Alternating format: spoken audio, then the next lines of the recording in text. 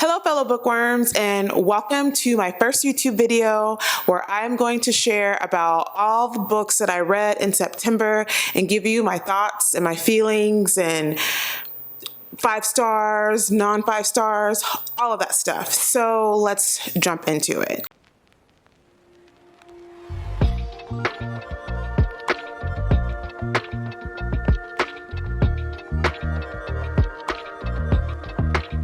The first book that I read in September was a novel love story by Ashley Poston, and I enjoyed this quirky little romance. So in this story, we follow Eileen Merriweather. She is in the middle of upheaval in her life. She's not happy with her job, a lot of her situations that she's going through. She isn't in a romantic entanglement, and she's kind of ambivalent about that.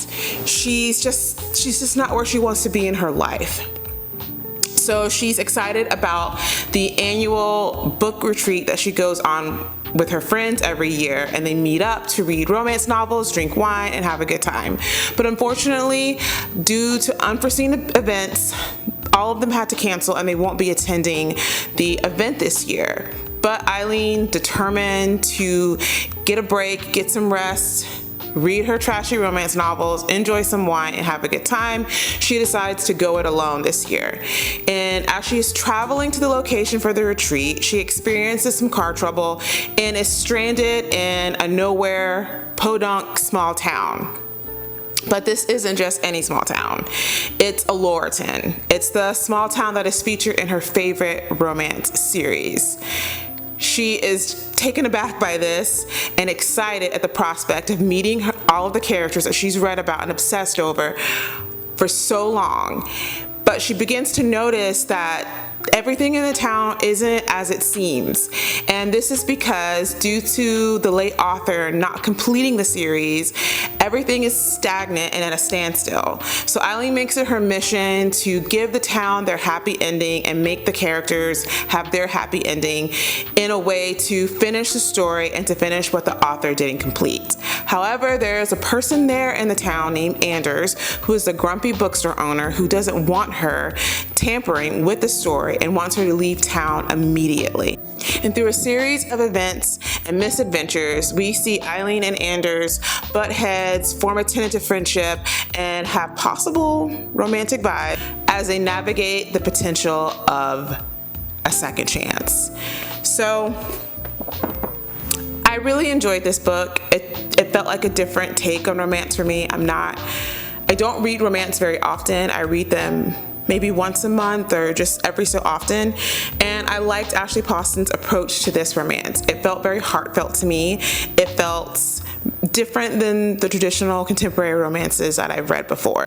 And I think why this worked for me is that Eileen, to me, came across as a very relatable character. She feels behind in her life because of her failed relationship, that she was supposed to get married and her engagement, it fell through. It didn't happen because her fiance at the time didn't feel like he really knew her and he didn't feel connected with her. And because of this failed relationship and her life not following the trajectory that she expected it to follow, she kind of feels out of step. And seeing all of her friends moving forward with their life, especially her best friend Prudence, move forward in her life and hit these major milestones, she feels left out and left behind, and she's struggling with these feelings. And on top of that, she's not completely satisfied with her career. She's just in a stagnant place in her life, and she kind of doesn't know what to do. And I feel like this is something that's very relatable for a lot of women in their late 20s to early 30s, perhaps, trying to get your bearings and figure out who you are and what you want to do and where you want to go in your life. And I found that to be very relatable and very realistic.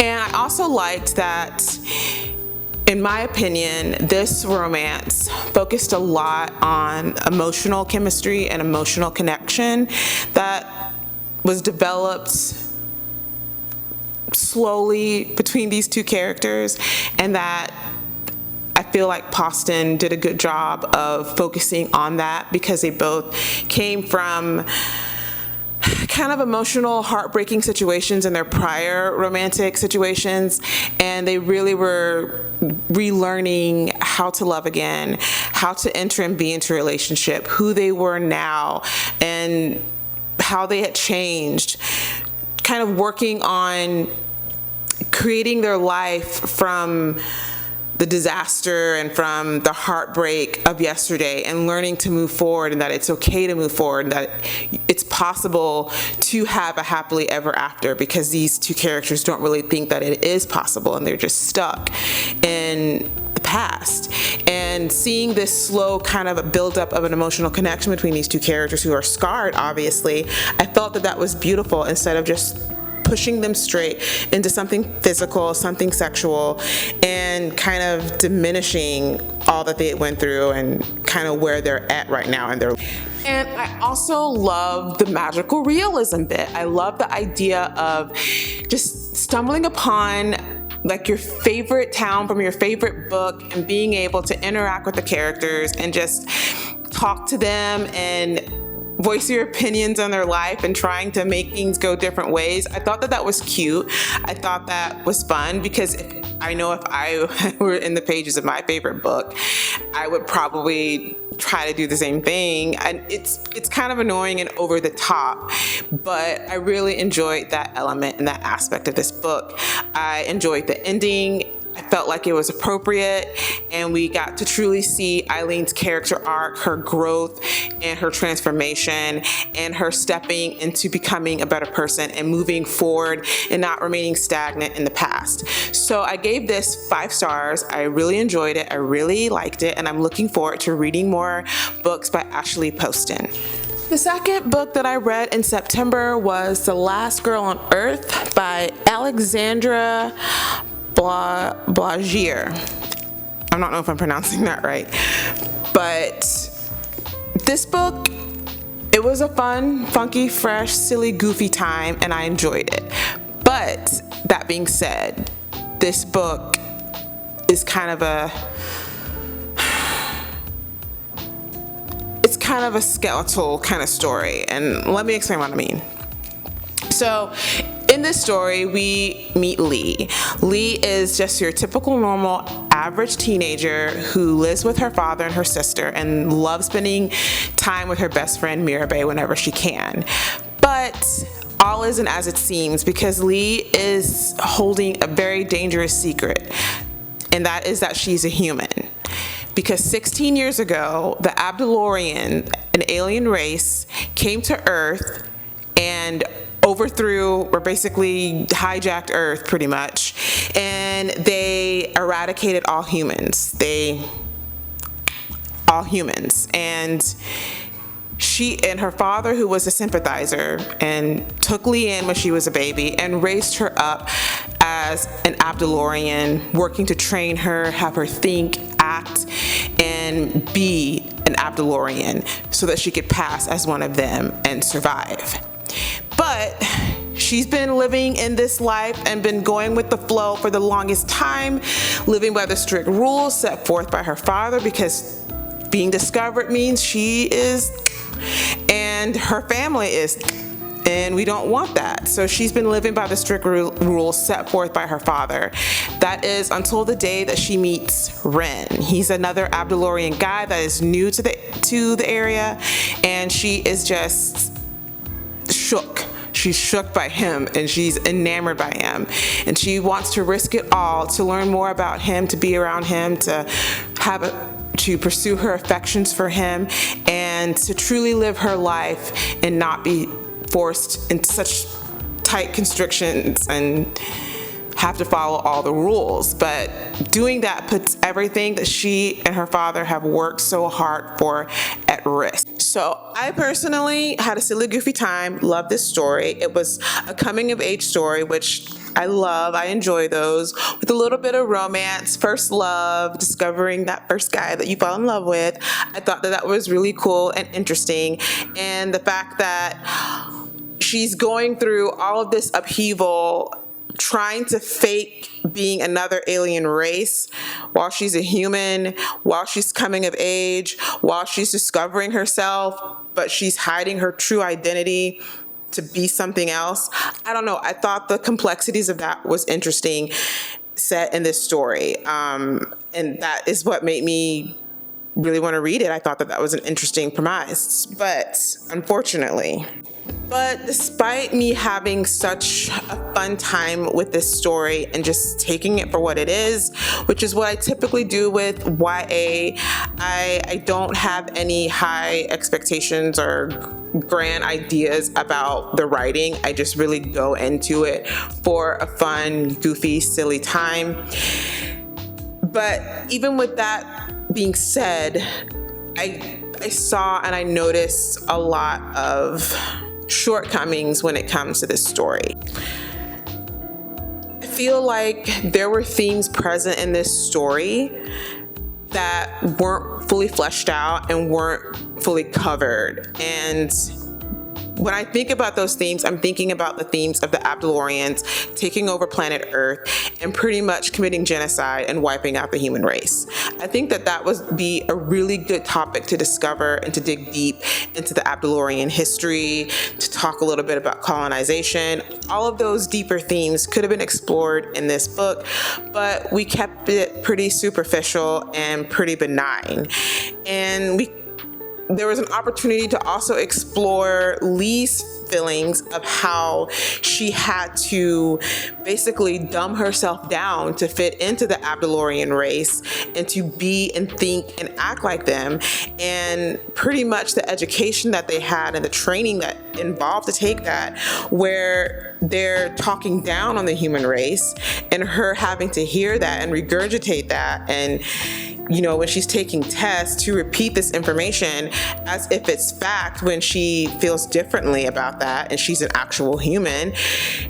We really didn't explore the complexities of that either, the anger, the loneliness, the frustration.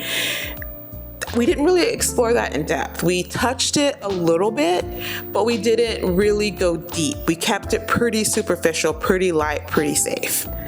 Another thing that stuck out to me was that everything came easy to Lee. So she states that the Abdalorians are faster, smarter, more intelligent, and they're just better than humans, and they have a slight advantage over the human race.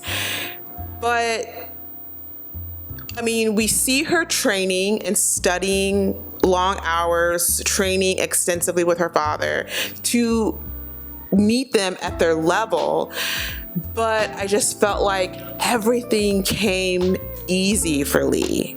She didn't really face a lot of opposition to where you could actually see how hard it was for her to pass Abdalorian. Everything that she went through with different circumstances and experiences, she came out ahead. And I didn't see the struggle of her working so hard to pass to be Abdalorian. Aside from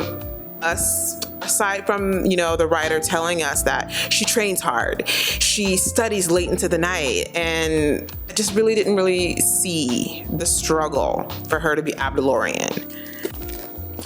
Also, when it comes to the final closing events, as we approach that, there are things that happen that leave me to question and cause me to question everything. So first, there's a minor plot twist that occurs that kind of undoes everything that we've been told about Lee passing as Abdalorian. And it kind of made me feel like, well, this was all for naught. Like, why did she go through all of this?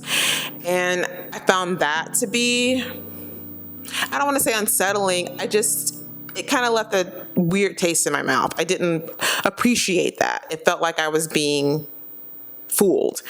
I didn't like that. And I also believe that the story ends on a cliffhanger. It's a very open,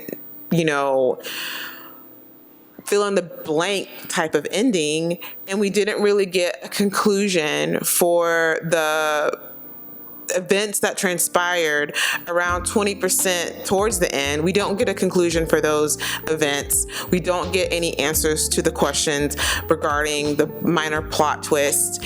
We're kind of left up in the air. We don't really know what happened. We don't really get a true resolution, so it feels empty. So that's why I feel like this kind of feels like a bare bones of a story, because we don't really go deep into any topics or themes that we could have explored, and we don't really get a true conclusion. So it just kind of feels like an outline of a story and not really a fully fleshed out story that truly went there and did what it had to do.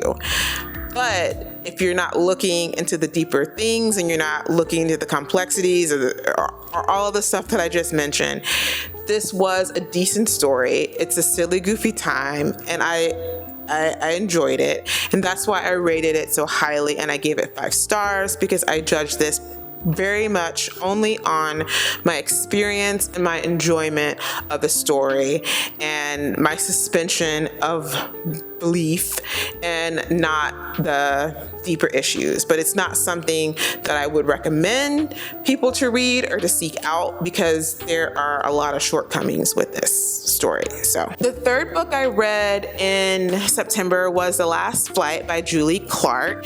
And in this story, we meet Claire Cook, who is in an emotionally and physically abusive marriage to a powerful political figure. And she's desperate to get away. So she hatches up this plan to, when she's gonna take this supposed trip to, I think it's Chicago, how she has this elaborate plan of how she's going to make her escape and start a new life somewhere. But unfortunately, due to unforeseen events, this plan goes awry, and her flight is switched, and she's destined to go to Puerto Rico, which ruins all that she's worked so hard for the past few months to accomplish in escaping her husband. And it puts her at jeopardy as well. So she's reeling from this news, trying to figure out what she's going to do, how she's going to get out of this situation and break free from his abuse. She meets a woman named Eva at an airport bar, and this woman propositions her and says, "Hey, I'm in a sticky situation. You seem like you're in a sticky situation. How about we switch flights? And I take the flight to Puerto Rico posing as you. You take the flight to Oakland posing as me. We both get the opportunity to start fresh lives, move on, and that's that." So she reluctantly agrees to this, seeing this as her only option to break away from her husband, and decides to go ahead with this plan. But unfortunately, the flight to Puerto Rico crashes and kills everybody on the plane, which throws another wrench into her plan, because now she's presumed dead and she can't move forward with rebuilding her life and becoming and being somebody else. So she has to assume the identity of Eva and passes her so that she can move forward in her life, get her second chance and rebuild and come up with a better plan or a better option or next steps. But while she's doing this, she's staying in Eva's home. There are some pretty dangerous dark secrets that Eva was hiding, and she was not who she claimed to be and who she said to be or portrayed herself to be in the airport. So now she has to deal with the aftermath of the secrets that Eva was keeping and that the past that she was trying to run and escape from, and now it's become her present that she has to confront and deal with so that she can truly be free and live her life fresh and start over again. So this story was very unique and very emotional and kept me on my toes, kept me guessing. I completely felt for Claire in her situation, and I wanted her to get out desperately. I did not want her to have to go back to her husband, and I was terrified of her getting caught, and it was an emotional punch, an emotional start to that story. And on the flip, I also felt for Eva too, because there were some circumstances that she was trying to escape as well, and I was intrigued by Eva and her story. And we see their stories told in two viewpoints, one in Claire's, one in Eva's. Claire's is showing the present events of what happened after the flight crash and after she lands in Oakland, is assuming the identity of Eva. And we see from Eva's viewpoint all the events leading up to the airport where she decides to switch tickets with Claire, and the events that transpired to get her there and what brought her to that decision. And I felt for both women in both of their situations for different reasons. And I wanted them to get the new beginning and the new start that I felt that they deserved. And I don't want to say too much about the events that happened in this book, because I feel like you going in blind and kind of experiencing it for the first time and making your own conclusions is the best way to experience this story. Since it's so twisty and it's so wild, I think that that's the best way to approach it. But I will say that these characters were well developed, well thought out. They had very interesting backstories, and you really related to them both and wanted them to succeed and to get their second chance. So I gave this story, The Last Flight by Julie Clark, 5 stars. The fourth book that I read in September was Don't You Cry by Mary Kubica. And this was a sneaky, slow burn thriller that packed a punch. So this story is also told in 2 different viewpoints. We get Quinn's viewpoint, which explores her waking up in the morning after a night out, discovering that her roommate Esther, or as she has conveniently and affectionately nicknamed her, Saint Esther, has disappeared mysteriously. She's not in her room. The window is open and a mysterious note has been left behind addressed to "My dearest." All of these events lead Quinn to think she doesn't know her roommate as well as she thinks she does. Meanwhile, we meet Alex, who is on his way going through a typical day, heading to work at the local cafe where he is a dishwasher. And he's just preparing himself for another day of the same old, the same old people, the same old things over and over, the daily grind. But that is until he sees a newcomer enter the cafe, who is a mysterious and beautiful woman that he develops a fast crush with. He nicknamed her Pearl because she's constantly playing with the pearl bracelet on her wrist. And throughout time, they develop a slow, tenuous little friendship. But the more that he learns about Pearl and the closer that they get, he realizes that she's hiding some dark secrets. So in this story, we get these 2 storylines, and we don't know how they connect, but we know that they have to cross up and they have to interconnect in some kind of way to make sense, for the story to make sense. And I thought that this alternating timeline, or this alternating viewpoint, was a very interesting approach for this particular story, because it helped to build a slow, steady suspense and intrigue. So it's not like a fast-paced thriller where the shocks keep coming. It's definitely a slow burn where everything is building on each other, and you can tell that the author is taking their time to develop and grow the story over a period of time. And for me personally, that worked. She was so crafty with switching the viewpoint at key moments, or kind of like cliffhanger moments in the story, to where you were compelled to turn the page because you wanted to learn more and get to the reveal of what was happening in that other timeline while you're still getting reveals in the other timeline. It just worked for me, the alternating viewpoints, alternating dual timelines, whatever you want to call it. I don't know. It worked for me, and it kept me compelled and interested, even though it wasn't something that was necessarily action-packed, if that makes sense. I felt the characters Quinn and Alex were very well developed, and they were very complex, and they fit into the story so well for different reasons, and they just broaden and enrich the story in such a fabulous way. Also, I liked the foreshadowing that Kubika did in this story. The foreshadowing was done in such a way that it was done and weaved throughout the story, and you would question yourself about these specific things that she was foreshadowing and alluding to, and like, how does this have anything to do with anything? And then you get the reveal at the end and you're like, wow, it was there all along, and I didn't see it, I didn't understand it, I didn't recognize. My camera cut off, but what I was saying was, the foreshadowing and the build-up of the story was done so well that you didn't see the last punch coming until it came, and everything that you predicted, everything that you thought, it was wrong. And I really enjoyed the journey, and I really enjoyed how everything came together in the end, and I gave this one 4 stars. So the next book that I read in September was Forever Interrupted by Taylor Jenkins Reid. And listen, here we are at Taylor Jenkins Reid stan. Love this woman. Every book that she has written, I have loved. I've rated very, very highly. And this one is no different. So in this one, we follow Elsie Porter as she's just living her life, a normal, happy single girl, just doing her best to survive, until she meets a mysterious hunky guy named Ben Ross.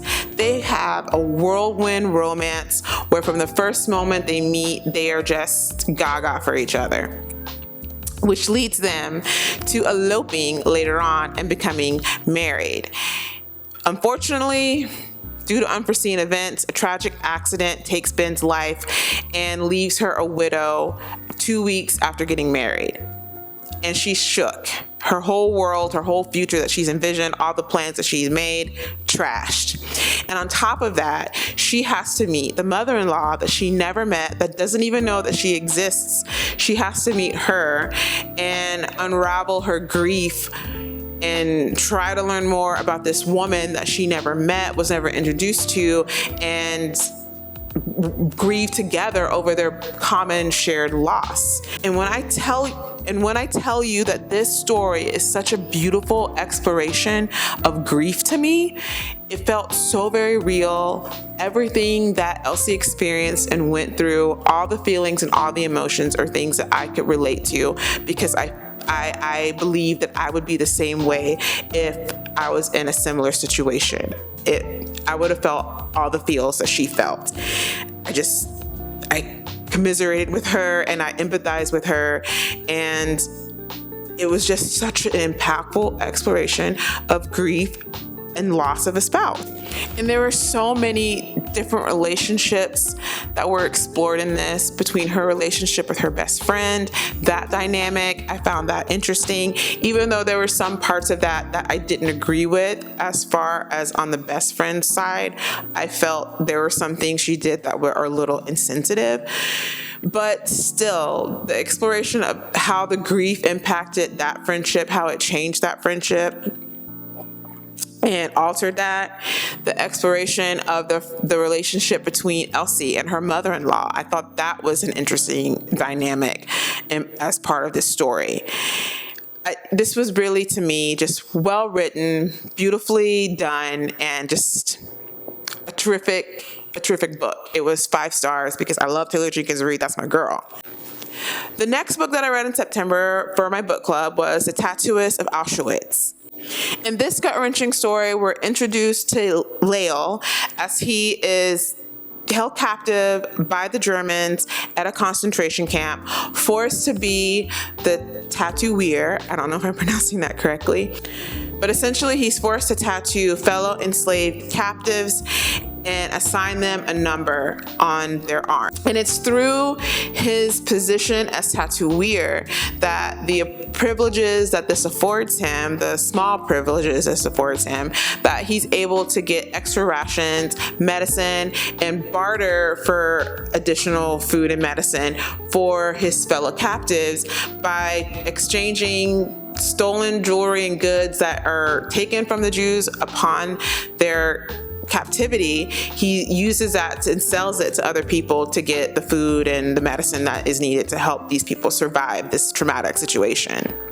And another part of this is kind of a love story, because On a day that he is tattooing some new incoming women, he meets Jita, and he comforts her as she is scared and upset about her situation, and he offers her a little bit of comfort and solace.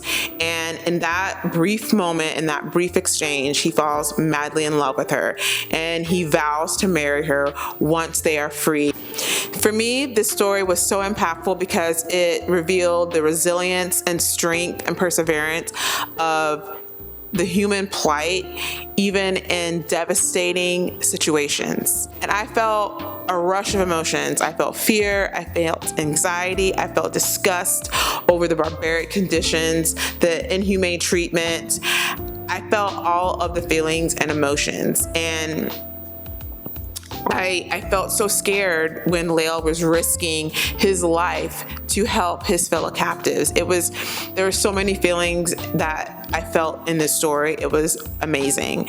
And I continued to hope against hope in this story that he would be able to make good on his promise to Jita, that when they were free, they could have a life together, free, doing whatever they want and living as free individuals. And it was just, to me, it was a beautiful story of resilience, perseverance, and love, even in the midst of tragedy and deplorable conditions and just the most inhumane treatment and just barbarism that you could possibly go through and experience.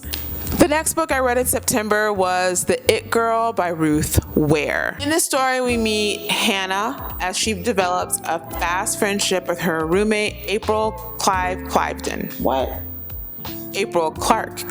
Sorry.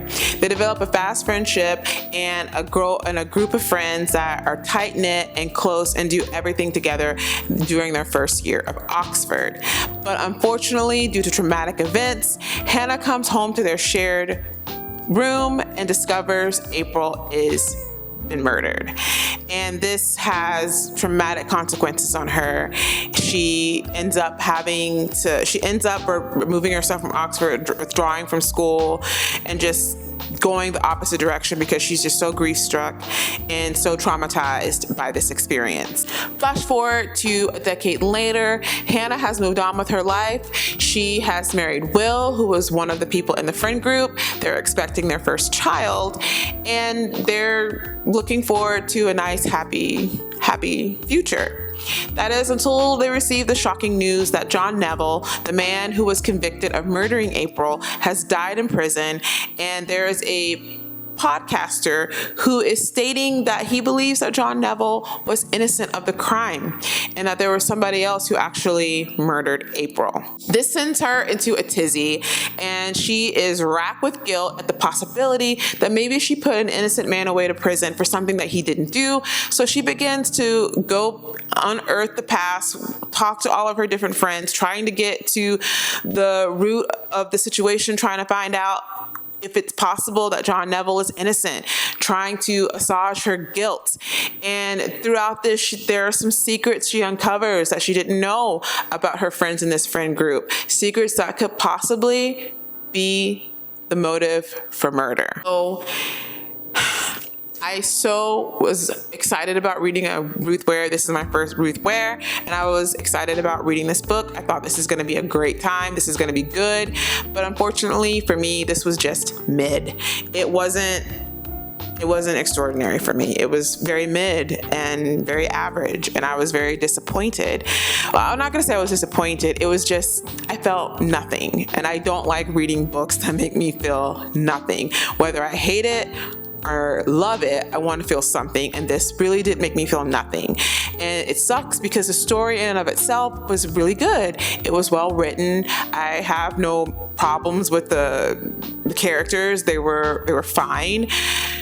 It was just fine. I didn't really do it. I feel like it didn't really do its job of making me feel anything. It was just okay. But that being said, there were some things that did stand out to me in this story. The first being Ware's ability to throw suspicion at everyone. I suspected everyone of killing April. I wasn't able to discern the true culprit. Like I never did figure it out. And I enjoyed that aspect of suspense and intrigue and keeping me on my toes and keeping me guessing. I liked it. And the conclusion was well done. We get the killer, we get the undertones or perhaps a reasoning for why he did what he did. Everything is tied up and wrapped up, and you get a satisfactory solution to the story.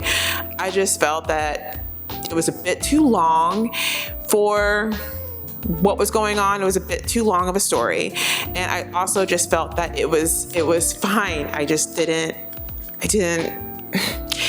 didn't have that je ne sais quoi. It didn't have that thing that made it stand out for me. It was a good story, just wasn't a great story. Oh, and I gave it 2 stars. No, I lied. I gave it 3.5 stars.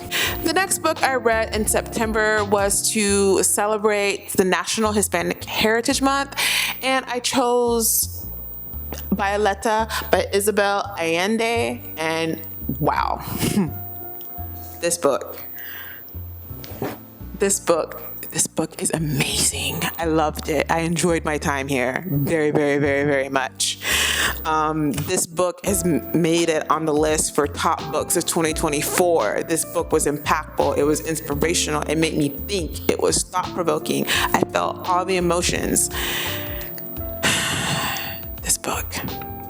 So in this story, we follow Violeta del Valle as she is born into this world on a stormy night during the influx of Spanish influenza. She comes into this world wild and just she comes into this world. And we track her life pretty much over a span of 100 years as she's born, and as she lives through major historical events, from the Spanish influenza to the Great Depression to both the World War I and World War II, through political upheaval, through the rise of dictatorship, the fall of democracy, and then the rise of democracy again. She lives through so much history and so many historical events, and they're interwoven into this story in such an impactful and educating way. It was masterful. It was masterfully done and masterfully written. We also learn a lot about her loves, her passions, her experience with motherhood, her experiences as a wife, what she takes from that. We learn so much about all of the different experiences and circumstances that she lived through and what she took from them and what she learned from them. We explore themes surrounding women's rights. We explore themes of the importance of proper parenting. We explore themes with addiction and the impact that it has on the person, the impact that it has on the family. We explore themes of found family as well as, connecting with your family, familial connections. We explore themes of being wealthy and rising to the top to fall down to poverty, and dealing with classism and sexism and elitism. We explore so many different things through this one woman's life that she lived through and that she experienced. And it was absolutely amazing. It made me look back on my life and reflect back on just my experiences. And I just can't say enough good things about this book, and I just think that everyone should read it. It's so amazing. It reads like a memoir. You think she, as a character, is so real, so dynamic, so complex. She literally jumps off the pages, and you think that this is a real person. You think that you're really reading someone's memoir. That's how well it is written. You think you're reading about a real person, but it's a fictional character.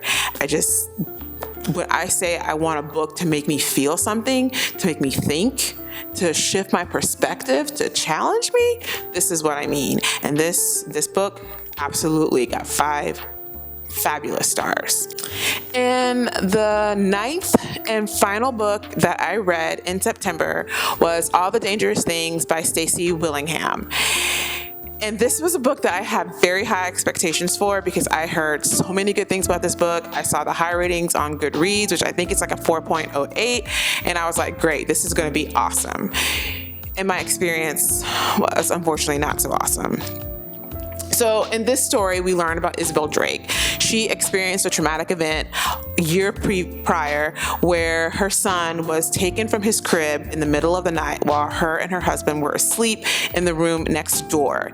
And due to lack of evidence, due to lack of leads, the case has gone cold and there's nothing for the police to look into, nothing for them to chase after. So Isabel says, I'm not going to take that. And she is determined to keep this case alive by speaking at various true crime conventions, hoping that it'll spark something in someone to come forward with information or to basically help get this case going again so she can find her son, because she hasn't given up hope that her son is still alive and she's desperate to find him. And at one of these true crime conventions, she meets a guy who is a true crime podcaster, and he's interested in interviewing her and learning more about her case and getting the story from her perspective, because he says that he's helped people in their cases, and he's had one particular case where he blew it wide open and they were able to find the answers they needed about the daughter and get that sorted out, and he thinks that he can do the same and help her. But Isabel is a struggling woman. She hasn't been able to sleep since her son was missing. She's been struggling with insomnia and sleep deprivation for over a year. She is also struggling with a lot of memory issues, and just probably because of sleep deprivation, she's struggling with facing a lot of the memories from her past and untangling and unraveling that. And then adding this true crime podcaster into her life who is asking her these probing questions, looking into her past, is triggering her. And she's beginning to question everything that happened that night that Mason went missing. And she is still desperate to get to the truth. It's just at what cost? So this was definitely twisty. It was definitely mind-bending, and it was definitely something. It was definitely something. It just wasn't the right something for me. For starters, I didn't like Isabel Drake. I couldn't connect with her. I found her insufferable. I just didn't like her. And that made it hard for me to connect to the story and get into the story. While I, of course, empathized with her situation, I just felt that she handled and did everything wrong. And I just didn't like her. Another thing that prevented me from actually getting into the story was the allegories and her meandering thoughts and her long-windedness as she was like going through her thoughts and everything.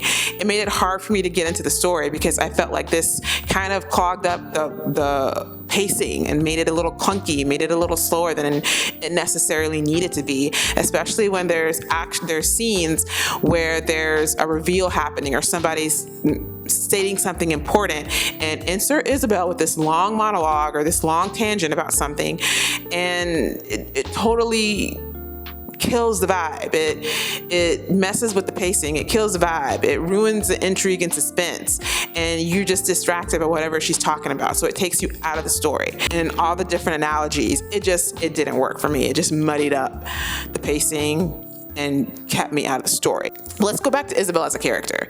Another thing that I didn't like about her is the unreliable narrator aspect. Now, the unreliable narrator aspect is something that I don't mind in a thriller. I think when executed properly and done right, it's effective, and I appreciate it and I like it. But I just felt like it was ineffective in this story. And the reason I felt that it was not as effective and not as well executed for me is because we rely so much on what Isabel is thinking and her perceptions, and we don't get, in my opinion, enough outside perceptions about her behavior and actions. So the unreliable narrator aspect is coming because Isabel is telling you she's an unreliable narrator. It's not because she's showing you she's an unreliable narrator. And what I mean by that is we don't have characters calling her out on her crazy. We don't have characters saying that your actions and your behavior is out of this world. We only get one instance of that maybe, but that's about it. We don't really have a collective people, a group of people saying you're acting crazy, like we don't trust you, we suspect you, you're being suspicious. We don't have that. Who we do have though is Isabel, and Isabel is the one that's telling you she's suspicious. Isabel is the one that's telling you, I don't know, who knows what happened that night, I don't know, I got this sleepwalking problem, I don't know, I haven't been able to sleep for a year. We have Isabel suspecting herself and casting suspicion on herself. We don't really get that from other people's viewpoints, and that for me is what really builds an unreliable narrator. It's not the narrator questioning themselves, it's everyone around them questioning the narrator while the narrator thinks that they're in their right mind. And so I felt like that it wasn't really well executed, the unreliable narrator aspect. It made it difficult for me to go there with her in that direction. So let's talk about the ending. The ending is unhinged. I didn't see it coming, and I didn't think it was going to take the route that it was going to take. However, I felt that there were some loose ends that were left untied, and some revelations that weren't fully fleshed out. And I wish that we would have gotten a better conclusion to those loose ends and tied it up properly, because I just didn't feel that we got the proper conclusion that I was hoping for. Fortunately, I gave this book 3.5 stars. I found it very mid. I found it very average.